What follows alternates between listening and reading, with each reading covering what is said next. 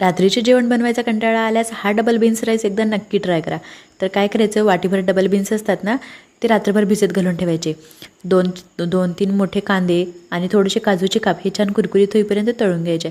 त्यानंतर बघा इकडे चमचाभर तेलामध्ये ना थोडेसे खडे मसाले घालायचे, म्हणजे दालचिनीचा तुकडा, तेजपत्ता, काळी मिरी पावडर, लवंग, हिरवी इलायची.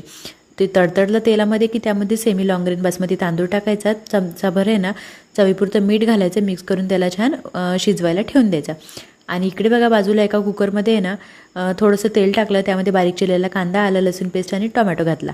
भिजवलेले डबल बीन्स घातले, 5 मिनिटे शिजवून घेतली. इथे अर्धी वाटी दह्यामध्ये आहे ना सगळे सुखे मसाले, लाल तिखट, हळद, धना पावडर, काश्मीरी लाल मिरची, कस्तुरी मेथी आणि चवीपुरतं मीठ घालून छान मिक्स केलं. ते त्या बीन्समध्ये घातलं आणि परत त्याला 5 मिनिटे शिजवलं. नंतर शिजवलेला राईस, काजूचे काप, कांदे घातले, चमचाभर तूप घातला आणि ह्याला 15 मिनिटे मंद आचेवर शिजवून घेतलं.